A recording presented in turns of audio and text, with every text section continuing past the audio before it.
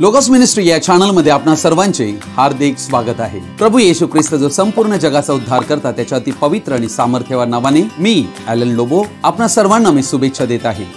प्रभू येशू ख्रिस्त आपणातील प्रत्येकास त्याचा स्वर्गीय आशीर्वाद देवो। आजचा हा संदेश जर तुम्ही पहिल्यांदाच पाहत असाल आणि जर तो तुम्हाला आवडला तर आपणाला विनंती आहे की हा संदेश तुम्ही इतरांबरोबर शेअर करावा, लाईक करावा व अशा प्रकारचे आमचे नवीन येणारे संदेश यांची नोटिफिकेशन तुम्हाला मिळण्यासाठी बेल रिंग प्रेस करावी। Thank you and God bless you.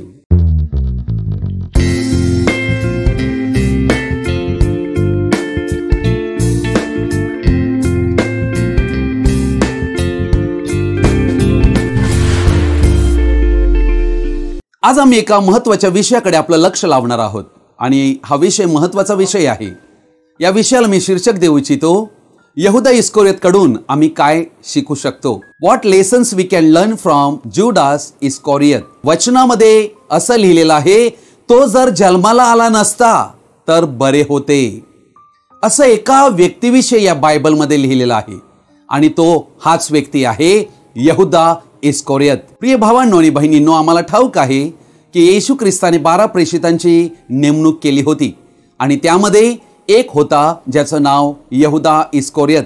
अर्थात यहुदा इस्करियोतने काय केले आणि कोणती गोष्ट आज आमच्यासाठी त्याच्याकडून शिकण्यासारखी आहे ती गोष्ट तुम्हाला आणि आम्हाला समजून घेणं फार गरजेचे आहे।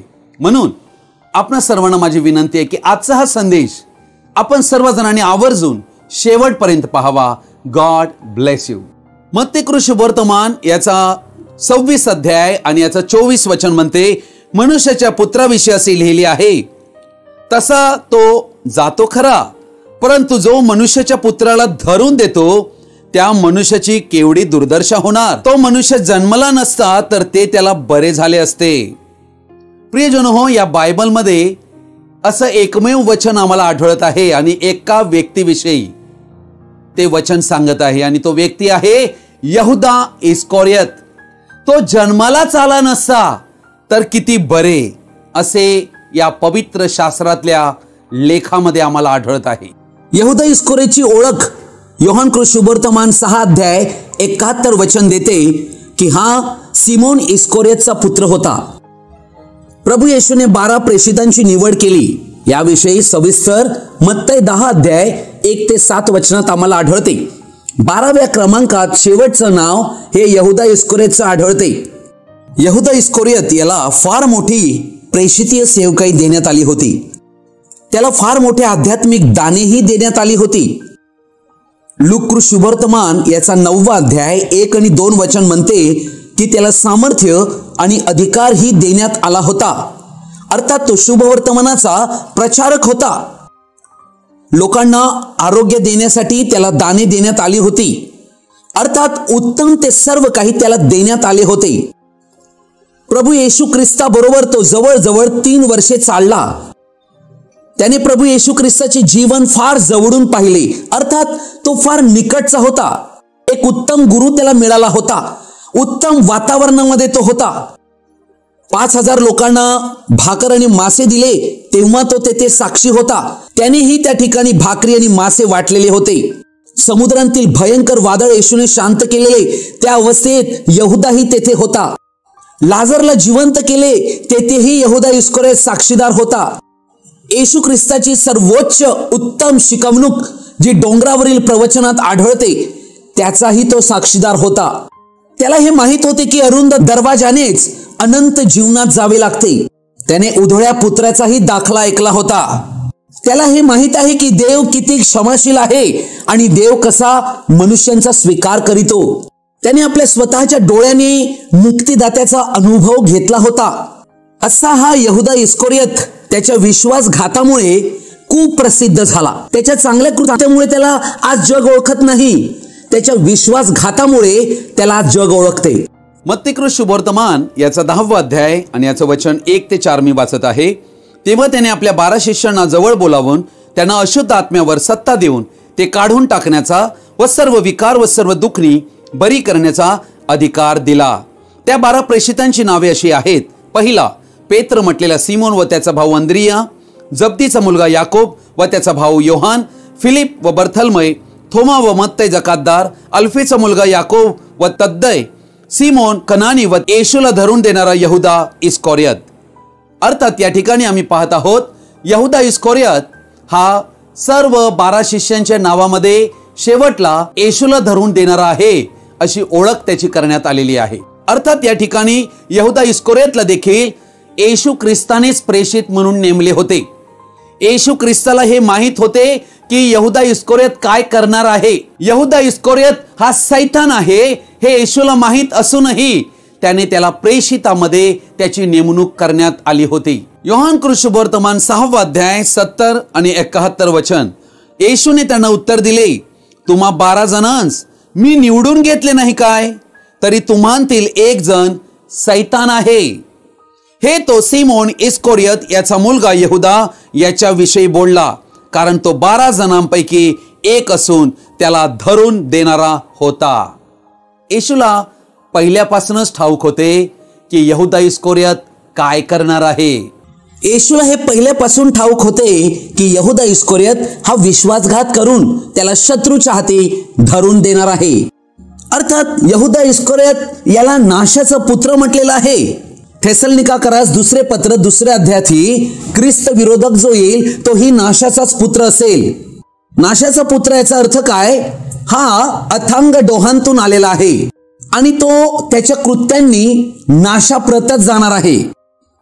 त्याला कितीही चांगल्या प्रकारची उच्च सेवकाई द्या, त्याला पोषक वातावरण द्या, तो बदलूच शकत नाही.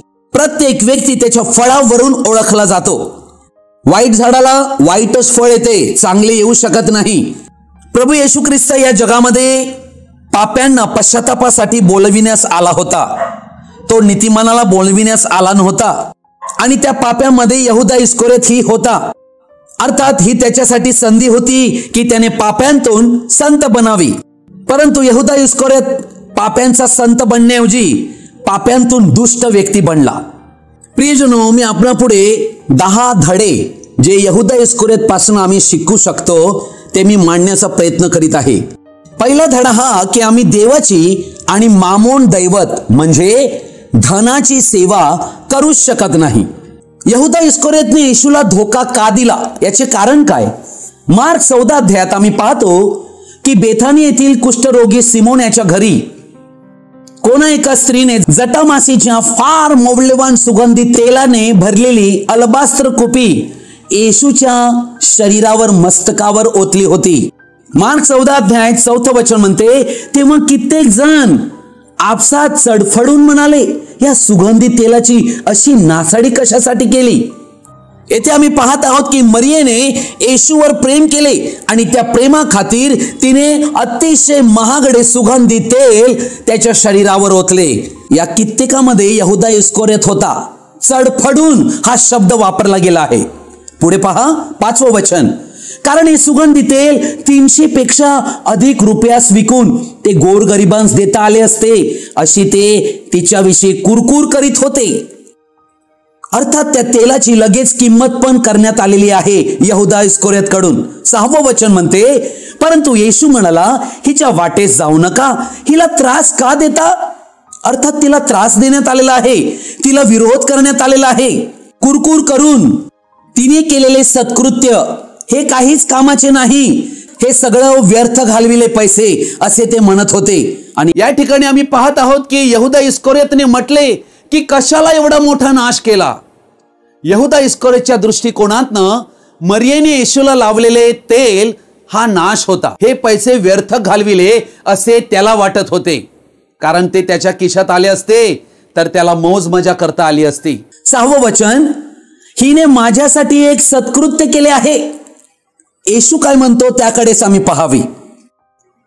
आणि येशूचं म्हणणं या ठिकाणी सुधारणूक देणारं होतं, पण ही सुधारणूक फार सौम्य होती. पण यहुदा इस्करियोत सुधारणूक घेणारा नव्हता. तो येशूच्या या सुधारणुकीच्या शब्दांवर अडखळला. याने पैशावर प्रेम केलेले आहे आणि येशूचा निषेध केलेला आहे. यहुदाने येशूचा द्वेष केला व पैशावर प्रेम केले. हा धोका आहे.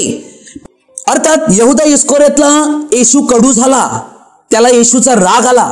कारण येशूने त्याची भौतिक इच्छा पूर्ण होऊ दिली नव्हती. आणि वचन काय म्हणते, 10वं वचन, नंतर त्या 12 जणांपैकी एक म्हणजे यहुदा इस्करियोत हा त्याला मुख्य याजकांच्या स्वाधीन करून देण्याच्या विचाराने त्यांच्याकडे निघून गेला. 11वं वचन म्हणते, त्याचे म्हणणे ऐकून त्यांना आनंद झाला. त्यांना वाटलं, अरे वा, आम्हाला चांगला माणूस भेटला. आणि त्यांनी त्याला पैसे देऊ केले. तेव्हा तो त्याला धरून देण्याची सोयीस्कर संधी पाहू लागला. योहान कृष्णवर्तमान 12वा अध्याय 6वं वचन म्हणते, त्याला गरिबांची काळजी होती म्हणून तो हे म्हणाला असे नाही, तर तो चोर असून त्याच्याजवळ डबी होती व तिच्या जे टाकण्यात येई ते तो चोरून घे म्हणून तो असे म्हणाला. यहुदा इस्करियोत याच्याकडे एक डबी होती आणि त्या डबीत पैसे टाकण्यात येत होते. अर्थात यहुदा हा येशूच्या शिष्यांमध्ये कायदेशीररित्या एक खजिनदार होता. योहानाने स्पष्टपणे यहुदाविषयी म्हटले की त्याला गरिबाची चिंता नव्हती, परंतु तो चोर होता. अर्थात आम्हाला या ठिकाणी ही गोष्ट आढळत आहे, यात काहीच संशय नाही की यहुदा हा फार चालाक व्यक्ती होता. अर्थात काहीतरी त्याच्यामध्ये होते ज्यामुळे त्याला खजिनदार बनविण्यात आले होते. एका मंडळीचा खजिनदार हे काही साधारण काम नव्हते. कोणाही अनोळखी व्यक्तीस हे काम देण्यात येत नसते, तर विश्वासयुक्त व्यक्तीच त्या भूमिकेसाठी निवडला जातो. परंतु ते टाकण्यात आल्यावर यहुदा चोरीत असे. आम्ही ही गोष्ट पाहत आहोत की यहुदा इस्करियोत हा या ठिकाणी खजिनदार आहे, येशू ख्रिस्ताच्या मंडळीचा. त्याच्यावर विश्वास ठेवण्यात आलेला आहे म्हणून त्याला हे काम सोपविण्यात आले होते. तो सतत चोरी करीत आला आहे व चोरीची आदत सवय त्याला जडली आहे व त्याचे मन त्याला आता दोषही देत नाहीये. एवढा त्याचा विवेक भाव ठार मारला गेला होता. त्याने कबुली देऊन दया मिळविण्यासाठी ते सोडून द्यायला हवे होते, ते त्याने करणे निवडले नाही. मत्तई 6 अध्याय 24 वचनात प्रभू येशूने काय म्हटले, कोणाला 2 धन्यांची चाकरी करता येत नाही, कारण एक तर तो एकाचा द्वेष करील आणि दुसऱ्यावर प्रीती करील, नाही तर तो एकाला धरून राहील आणि दुसऱ्याला तुच्छ मानील. तुम्हाला देवाची आणि धनाची सेवा करता येत नाही. पैसा हा वाईट नाहीये, तो फक्त माध्यम आहे विनिमयासाठी. परंतु पैशाचा लोभ सर्व प्रकारच्या वाईटाचे एक मूळ आहे, ज्यामुळे कैक विश्वासांतून बहकले आहेत. या कारणाने यहुदाच्या हृदयात ते वाईटाचे मूळ फोफावून वाढले व त्याचा परिणाम तो चोर बनला. ख्रिस्ताऐवजी पैसा त्याला फारच प्रिय झाला. परंतु तो तर पैशाचा लोभिष्ट व्यक्ती आढळत आहे. देवाच्या वचनात आम्ही पाहतो की पैशाचा लोभ सर्व प्रकारच्या वाईटाचे एक मूळ आहे आणि त्याचा लोभ धरल्या कारणाने कैक लोक विश्वासांतून बहकून गेलेले आहेत. म्हणूनच येशूने म्हटले मार्क 8:36 मध्ये, कारण माणसाने सगळे जग मिळविले आणि आपला जीव गमावला तर त्याला काय लाभ होईल. यहुदा इस्करियोतने पैशाला, धनाला अतिरिक्त महत्व दिले. जो पैसा चिरस्थायी आनंद देऊच शकत नाही. यहुदा इस्करियोत पासून दुसरी गोष्ट आम्ही शिकायला हवी, पश्चातापासाठी कायम संधी आहे. प्रत्येक दिवशी देव पाप्यांना पश्चातापासाठी बोलावित आहे. येशू ख्रिस्त यहुदाला पूर्ण ओळखत होता, त्याचे हृदय जाणत होता. आपण जे शिकतो त्यावर कृती करायची की नाही हे आपल्यावर अवलंबून आहे. अनेक वर्षे यहुदा ख्रिस्तासोबत होता. त्याला त्याच्या वाईट इच्छा ओळखण्याची आणि त्यापासून मुक्त होण्याची सुवर्ण संधी होती. तो येशूच्या प्रचारात सुधारणुकीविषयी सतत ऐकत होता, परंतु त्याने सुधारणूक कधीच घेतली नाही. देवाचे चांगुलपण आम्हाला पश्चातापाकडे नेते. जर देव खरोखरच दयाळू व क्षमाशील नसता तर पाप घडताच लगेच मृत्यू झाला असता. परंतु देव नेहमी पाप घडल्यावर पश्चाताप करण्याची संधी देतो की आम्ही कृती करावी. फक्त ख्रिस्ताला मुखाने स्वीकारून फायदा नाही, आम्ही पापावर विजय प्राप्त करण्यासाठी उत्तम ते केले पाहिजे. यहुदा बदलू इच्छित नव्हता, म्हणून यहुदा सारखे कदापि होऊ नका. कायम लक्षात ठेवा, पश्चातापासाठी संधी आहे. तिसरा धडा आम्हाला या ठिकाणी आढळतो, उद्धार हा एक अनुभव आहे. आम्ही चर्चला जातो, आम्ही चर्चचे सभासद आहोत, आम्ही प्रार्थनेला हजेरी लावत असतो. या गोष्टी आम्हाला तारणाची मुळीच खात्री देत नाहीत. चर्चला जाण्याने तुम्ही तारण पावलेले असे होऊ शकत नाही. अनेक लोक आहेत ज्या फक्त खुर्च्या गरम करण्यासाठी चर्चला जातात. नामधारी ख्रिस्ती बनणे काही कामाचे नाही. कदाचित तुम्ही बाहेरून हे भासवू शकता की मी फार चांगला आहे. अर्थात एका दिवशी काही तासांसाठी विश्वासी व नंतर जगासारखे वागणे असा व्यक्ती आध्यात्मिक बनूच शकत नाही. चर्चला जाणे किंवा प्रार्थना करणे ही अशा व्यक्तींसाठी फक्त औपचारिकता आहे, फॉर्मॅलिटी. यहुदा इस्कोरियत हा अशांपैकी एक होता. त्याला खूप अद्भुत संधी देण्यात आली होती. येशूचा प्रेषित अशी उच्च सेवकाई, अशी संधी फारच दुर्मिळ आढळते. परंतु तो पतित झाला. कदाचित तुम्ही चर्चचे पास्टर, डिकन किंवा पुढारी किंवा सभासदांतील कोणी उच्च असू शकता, परंतु त्यामुळे तुम्ही तारलेले आहात असे मुळीच होऊ शकत नाही. आपण स्वतःच देवाच्या पसंतीस योग्य ठेवणे हे आमचे आव्हान आहे. कारण देव आमचे हृदय जाणतो. बाहेरून मनुष्यांना आम्ही सहज फसवू शकतो, परंतु देवाला नाही फसवू शकत. यहुदा सुभक्तीचे केवळ बाह्य स्वरूप याचं चित्र होता, आत ढोंगाने भरलेला होता. चौथी गोष्ट आम्ही यहुदा इस्कोरियत विषयी शिकतो ती ही की सैतानाला आमच्या जीवनामध्ये पाय ठेवण्यास बिलकुल संधी देता कामा नये. इफिसकरस पत्र 4 अध्याय 26-27 वचन म्हणते, तुम्ही रागवा परंतु पाप करू नका. तुम्ही रागात असताना सूर्य मावळू नये आणि सैतानाला वाव देऊ नका. अर्थात तुम्ही रागावले असाल परंतु पाप करू नका. तुम्ही रागात असताना सूर्य मावळू नये. याचा अर्थ काय? सैतानाला स्थान देऊ नका. जर आम्ही सैतानाला तशी संधी देऊ तर तो देवापासून आम्हाला दूर ठेवेल. म्हणून कायम दोनच पर्याय असतात, एक तर देवाबरोबर राहावे, अन्यथा सैतानाबरोबर राहावे. त्याचप्रमाणे यहुदाने निर्णय घेतला. वाईट विचार बाळगून सैतानाबरोबर राहण्याचा निर्णय त्याने घेतला. योहान सुवर्तमान 13 अध्याय 2 वचन म्हणते, शिमोनाचा मुलगा यहुदा इस्कोरियत याच्या मनात त्याला धरून द्यावे असे सैतान घालून चुकला होता. अर्थात सैतानाने त्याच्या मनात येशूचा विश्वासघात करावा हे अगोदरच घातले होते. ही गोष्ट ध्यानात ठेवा. सैतानाला किंवा कोणत्याही दुरात्म्यांना ही शक्ती नाहीये की त्याने आम्हामध्ये प्रवेश करावा व आम्हाला पछडावे. त्याला जर येऊ दिले तरच तो येतो.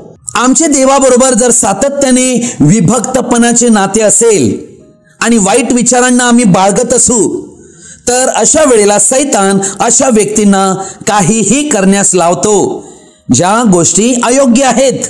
आणि येथे आम्ही पाहत आहोत येशूच्या जवळ येण्याऐवजी तो येशूपासून दूर गेला. पाचवी गोष्ट आम्ही यहुदा इस्कोरियत पासून शिकायला हवी ती ही, झालेले दुःख आम्हाला पश्चातापाकडे घेऊन गेले पाहिजे. येशूचा विश्वासघात करून त्याला शत्रूच्या हाती पकडून दिल्यानंतर यहुदाला हे कळले की त्याने वाईट केले.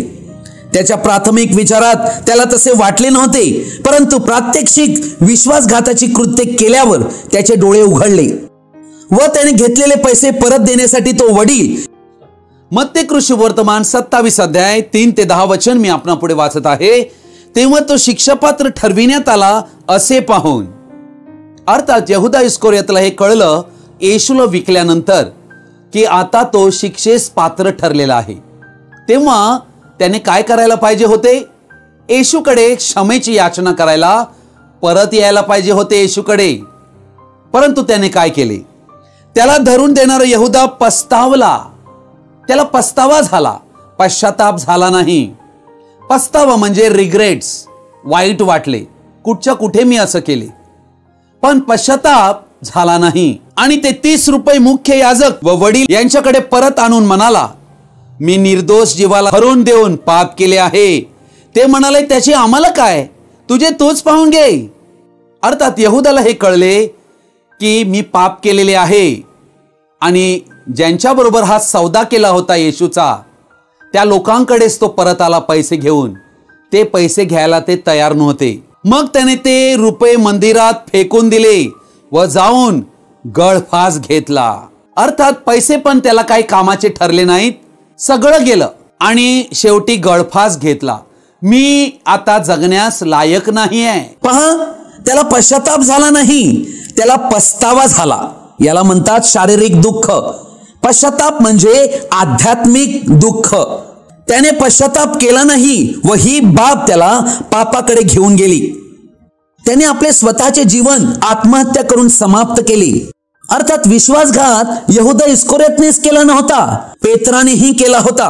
परंतु त्याने लगेच निर्णय केला की मी येशूलाच धरून राहीन, त्याला सोडण्याची दुष्टाई मी करणार नाही. कारण अशा वेळेला पेत्राला येशूची फारच गरज होती. पेत्र व यहुदा इस्करियोत दोघांनीही आपल्या गुरुचा विश्वासघात केला होता. दोघांनाही वाईट वाटले, दोघेही रडले. परंतु यहुदाने ख्रिस्त येशूला सोडले जेव्हा त्याला त्याची अत्यंत गरज होती. अर्थात अजून त्याच्याकडे वेळ होती जे चुकलेले आहे ते दुरुस्त करण्याची, पश्चाताप करून पाप क्षमेची याचना करण्याची. एसावाला जसे पश्चातापाचे ठिकाण सापडले नाही, अगदी तसेच यहुदा इस्करियोत पश्चाताप करूच शकला नाही. पेत्र येशूकडे परत आला आणि ओक्साबोक्षी रडला. यहुदा येशूकडे येऊ शकला नाही. पहा, पाप कोणतेही घडले असो, अजूनही संधी आहे पाप क्षमेची. जर तुमच्या पापांसाठी खरा पश्चाताप तुम्ही कराल व बदलण्यास तयार असाल तर देव क्षमा करील. देवापासून दूर पळण्याऐवजी देवाकडे धावत या व पापांची कबुली द्या. तो देव दयाळू, ममताळू व कृपाळू आहे. कितीही वाईट पापे केलेली असे ना, क्षमा करण्यास तो देव तयार आहे. अर्थात पापांची क्षमा न प्राप्त करता पापातच मेला, कारण याचं नाव नाशाचा पुत्र होते. सन ऑफ परडिशन म्हणजे नाशाचा पुत्र, याचा अर्थ नाशासाठी पूर्वीपासूनच नेमलेला. तो नाशातच जाणार आणि तो त्याच्या ठिकाणी गेला. हा देवाचा नव्हता, हा सैतानापासून आला होता. परंतु त्याला प्रेषित नेमलेले असताना तो खोटा प्रेषित ठरला. 6वं वचन, मुख्य याजकांनी ते रुपये गोळा करून म्हटले, हे दानकोशात टाकणे सशास्त्र नाही, कारण हे रक्ताचे मोल आहे. त्यांना पण माहित आहे, त्यांनी जे काही केले ते त्यांना माहित आहे. पण दगा कोणी दिला, विश्वासघात कोणी केला, त्याच्याशी आता आम्हाला काय करायचं आहे. अशा पद्धतीने त्यांनी दान कोशात देखील ते पैसे घेतले नाहीत, शापित पैसे. लक्षात घ्या. 7वं वचन, मग त्यांनी आपसात विचार करून त्या रुपयांचे उपऱ्यांना पुरण्यासाठी कुंभाराचे शेत विकत घेतले. आता इथे कुंभार आला बघा, जखऱ्याच्या पुस्तकात दिले होते. यामुळे त्या शेताला रक्ताचे शेत असे आजपर्यंत म्हणतात. तेव्हा जे वचन इर्मया संदेशाच्या द्वारे सांगितले होते ते पूर्ण झाले. ते असे की ज्याचे मोल इस्रायलाच्या वंशजापैकी काहींनी ठरविले, त्याचे मोल म्हणजे ते 30 रुपये त्यांनी घेतले. हे वचन आम्हाला दाखविते की यहुदा इस्करियोत विषयी इर्मयाने पण भविष्यवाणी दिली आहे, जखऱ्याने पण भविष्यवाणी दिली आहे, दाविदाने पण भविष्यवाणी दिली आहे. आणि जसं सांगितलं अगोदर ठरलं होतं तसंच घडलेलं आहे. 6वी गोष्ट आम्ही यहुदा इस्करियोत विषयी शिकतो ती ही की पवित्र आत्म्याच्या फळाविना मिळालेला अभिषेक, दाने, वरदाने, अशा प्रकारची सेवकाई जीवन उद्ध्वस्त करीते. म्हणून आम्ही मत्तई 7:21 मध्ये पाहतो की मला प्रभुजी प्रभुजी असे म्हणणाऱ्या प्रत्येकांचा प्रवेश स्वर्गाच्या राज्यात होईल असे नाही, तर जो माझ्या स्वर्गीय पित्याच्या इच्छेप्रमाणे वागतो त्याचा होईल. त्या दिवशी पुष्कळ जण मला म्हणतील, प्रभो प्रभो, आम्ही तुझ्या नावाने संदेश दिला, तुझ्या नावाने भूते घालविली व तुझ्या नावाने पुष्कळ महत्कृत्य केली नाहीत काय? तेव्हा मी त्यांना स्पष्ट सांगेन की मला तुमची कधीच ओळख नव्हती. अहो अनाचार करणाऱ्यांनो, माझ्या पुढून निघून जा. अर्थात gifts and callings are without repentance. दाने आणि वरदाने ही पश्चातापाविना मिळालेली आहेत. म्हणून कोणताही व्यक्ती देवाच्या राज्यात फार चिन्हे आणि अद्भुते केली म्हणून जाऊ शकत नाही. कोणतेही सेवकाई किंवा नेमणूक, ऑर्डिनेशन हे अनंत जीवनाला दर्शवितेच असे नाही. सेवा करणे हे पुरेसे नाहीये. यहुदा इस्करियोत एक सर्वोत्कृष्ट उच्च सेवकाई त्याला देण्यात आली होती. म्हणून कोणतीही सेवकाई आध्यात्मिकतेला दर्शवित नाही. ती सेवकाई दिली असूनही तो व्यक्ती नाशाप्रत जाऊ शकतो. आज ख्रिस्ती जगतामध्ये याच कारणामुळे पुष्कळ लोक चिन्ह चमत्कार करणाऱ्यांच्या मागे धावत आहेत. त्यांना सत्याची जाणीव नाही म्हणून ते फसलेले आहेत. यहुदा इस्करियोतकडे पण दाने वरदाने होती, त्याने चिन्हे चमत्कार केले, भूतेही घालविली होती. पण प्रभू येशू ख्रिस्त कोणाकडे पाहतो? फळांकडे पाहतो. येशूला फळे हवे आहेत, पाने काही कामाचे नाही आहेत. देव वापर कोणाचाही करीतो हे लक्षात घ्या. उपयोगाची पात्रे खूप आहेत. एक डस्टबिन, कचरा पेटी, तीही उपयोगाची पात्र आहे. पण गौरवाची पात्रे आम्ही बनायला हवी. यहुदा इस्करियोतने प्रभू येशू ख्रिस्ताचा संदेश स्वीकारला नाही. प्रभू येशू ख्रिस्त या जगामध्ये पाप्यांना पश्चातापासाठी बोलविण्यास आला होता. तो नीतिमानाला बोलविण्यास आला नव्हता. आणि त्या पाप्यामध्ये यहुदा इस्करियोत ही होता. अर्थात ही त्याच्यासाठी संधी होती की त्याने पाप्यांतून संत बनावी. परंतु यहुदा इस्करियोत पाप्यांचा संत बनण्याऐवजी पाप्यांतून दुष्ट व्यक्ती बनला. सहावी गोष्ट आम्ही यहुदा इस्करियोत पासून शिकतो की कुसंगतीने नीती बिघडते. कोरिन्थीकरास पहिले पत्र 15 अध्याय याच्या 33 वचनात हे लिहिलेलं आहे. यहुदा इस्करियोत 11 जणांबरोबर संगती करीत होता आणि गुप्तपणे बाहेरही जाऊन प्रभू येशूचे जे निंदक होते त्यांच्याशीही संगती करीत होता.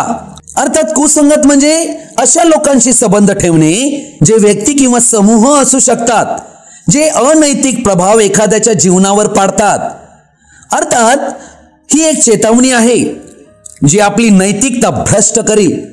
अशा लोकांपासून, व्यक्तींपासून, समूहापासून आम्ही दूर राहावे.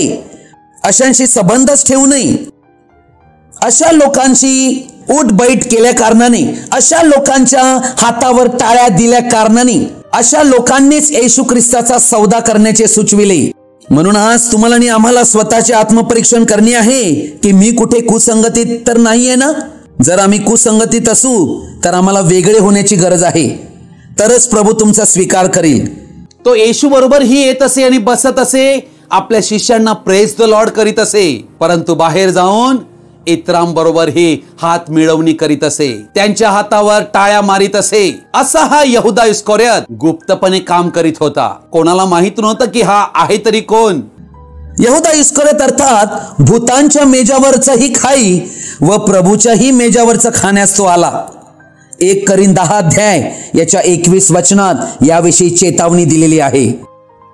या कारणामुळे यहुदा इस्करियोतचे भागीपण, सहभागिता ही भूतांशी ही झाली. जे प्रभू येशूच्या विरुद्ध होते त्यांच्याशी त्याची मैत्री होती व त्यांना तो साथ देत होता. हातावर टाळी मारित होता. हा बनावट व्यक्ती होता. अर्थात यहुदा इस्करियोत आम्हाला दाखवितो की चर्चमध्ये सर्वात वाईट पुरुष ज्याची पारख स्पष्ट झालेली नव्हती. कोणाच्या लक्षातही आले नाही की आमच्यामध्ये कोण बसलेला आहे. येशूच्या इतर शिष्यांना, प्रेषितांना दाखवी की मी तुमच्या पैकीच एक आहे. व बाहेर जाऊन अशा लोकांची दोस्ती होती, अशांचा तो साथीदार होता. दोन्ही बाजूला ढोलकी वाजविणारे लोक, त्यातला हा यहुदा इस्करियोत होता. ध्यानात घ्या, शत्रू कधीही धोका देत नसतो, तर जवळचा व्यक्ती ज्याच्यावर विश्वास ठेवला गेला आहे तो धोका देतो कायम. यहुदा इस्करियोतची अनेकांची मैत्री फार होती, पण शेवट काय झाला? पैसे पण राहिले नाहीत आणि मित्रही राहिले नाहीत. त्याचा अंत कसा झाला? अपराधी ठरला. अर्थात फुटलेला, दुःखी हा त्याचा अंत होता. प्रियजनो, ध्यानात ठेवा, तुमच्या जीवनाचा अंत हा सुरुवातीपेक्षा कायम उत्तम असला पाहिजे, हे ध्यानी बाळगा. 8वी गोष्ट आम्ही येथे शिकतो यहुदा इस्करियोत पासून की आम्ही कधीही विश्वासघात करू नये, धोका देता कामा नये. स्तोत्र संहिता 41 अध्याय आणि याचं 9वं वचन म्हणते, जो माझा सखा, ज्याच्यावर माझा विश्वास होता, ज्याने माझे अन्न खाले, त्यानेही माझ्यावर लाथ उगारिली आहे. हे वचन येशू ख्रिस्ताने म्हटले. प्रियजन हो, आणि हे स्तोत्रामध्ये दाविदाच्या द्वारे, पवित्र आत्म्याद्वारे अगोदरच भविष्यवाणीच्या वचनात नमूद करण्यात आले होते. अर्थात हे कोणाविषयी वचन होते? हे येशूनेच प्रकट केले आणि तो होता यहुदा इस्करियोत, ज्याने अन्न खाऊन देखील लाथ उगारिली. ज्यांनी आमच्यावर विश्वास टाकला आहे त्यांना कधीही धोका देता कामा नये. प्रियजन हो, विश्वासघात हा नात्याचा अंत असतो. पुन्हा कधीही भरोसा ठेवणे शक्यच नसते, कारण भरोसा मिटतो. विश्वासघात हे पाप आहे. विश्वासघात ही फार भावनिक जखम निर्माण करते. विश्वासघात करणाऱ्या व्यक्तीला समोरच्या व्यक्तीचं काय होईल याचा कधीच ते विचार करीत नसतात. विश्वासघाताचे कृत्य हे दुष्टाईचे कृत्य आहे. विश्वासघात करणाऱ्या व्यक्तीची खरी ओळख होते. एक विश्वासघातकी यालाही विश्वासघातकीच भेटतात, हे कायम ध्यानात ठेवावे. अर्थात अंतकरणामध्ये जे साठविले आहे ना तेच मुखावाटे बाहेर पडणार. यहुदा इस्करियोतच्या भांडारात काय होतं हे त्याच्या वागण्यावरून आता कळलेलं आहे. म्हणून त्याच्यामध्ये सूड भावना निर्माण झाली की येशूचा मी बदला घेईन. प्रियजन हो, म्हणून कधीही धोका देऊ नका, विश्वासघात करू नका. 9वी गोष्ट आम्हाला शिकणे गरजेची आहे. यहुदा इस्करियोतने चुंबन दिले. अर्थात चुंबन हे प्रेमाचं प्रतीक आहे. अर्थात त्याने मैत्रीचा आव आणला, देखावा. अर्थात दिखावटी प्रेम म्हणजे एखाद्याला असं वाटावं, बाप रे किती प्रेम करतो येशूवर, पण पाठीत सुरा भोसकतो. अर्थात यहुदाने येशूला चुंबन का दिले असावे? रोमी सैनिकाला येशू नक्की कोण आहे हे त्याला पकडण्यास ओळख व्हावी म्हणून त्याने चुंबन दिले. अर्थात यहुदा इस्करियोतकडे अशा प्रकारची टॅक्टिस होती, म्हणजे बाहेरून प्रेम दाखवावं आणि आत मनामध्ये विष भरलेला आहे. म्हणजे बाहेरचे शब्द एवढे गुळगुळीत, एवढे गोड की समोरच्याला सहज फसविणारे. यहुदाच्या चुंबनामागे सापाचं विष होतं. अशा प्रकारचं दिखावटी प्रेम कधीही करू नका प्रियजन हो, हे यहुदा इस्करियोत आम्हाला शिकवित आहे. 10वी आणि शेवटची गोष्ट, कधीही वचनाचा सौदा करू नका. यहुदा इस्करियोतने ज्याचे अन्न खाल्ले त्याच्यावरच लाथ उगारली. अर्थात येशू ख्रिस्ताची विक्री करण्यास तयार झाला, फितूर झाला. येशू ख्रिस्ताचा सौदा केला. मसीहा, मुक्तिदाता, देव जो मानव बनला होता त्याची किंमत केली. जो बहुमूल्य, ज्याची किंमत होऊ शकत नाही, त्या येशूची किंमत केली. पण यहुदाने प्रभू येशूला प्रभू म्हणून नाकारले. मसीहाची विक्री करण्यास तो तयार झाला व हे सर्व तो गुप्तपणे पाप करीत राहिला. त्याने मुख्य याजकाबरोबर जाऊन येशूला विकून देण्याचा व्यवहारही केला आणि मग तो येशूच्या बरोबर मेजावर प्रभू भोजनासाठीही बसला. तो काही वाईट करीत आहे असे त्याला वाटलेच नाही. त्याची बुद्धी भ्रष्ट झाली. तो अंधकारात निघून गेला. प्रियजन हो, कायम ध्यानात ठेवा, जेव्हा तुम्ही प्रभू येशूच्या जवळ येता तेव्हा दोघांपैकी एक गोष्ट घडणारच. एक तर तुम्ही पूर्णतः त्याचे बनणार, नाही तर त्याच्यापासून तुम्ही तुटलेले असणार. हा अंत होऊ शकतो, मधला मार्गच नाही. जकर्याचं पुस्तक याचा 11वा अध्याय 12 आणि 13 वचन म्हणते, मग मी त्यास म्हणालो, तुम्हास बरे दिसले तर मला माझे वेतन द्या, नाही तर जाऊ द्या. तेव्हा त्यांनी मला माझे वेतन 30 रुपये तोलून दिले. परमेश्वर मला म्हणाला, त्यांनी जे माझे भारी मोल ठरविले ते कुंभारापुढे फेकून दे. तेव्हा ते 30 रुपये घेऊन मी परमेश्वराच्या मंदिरात कुंभारापुढे फेकून दिले.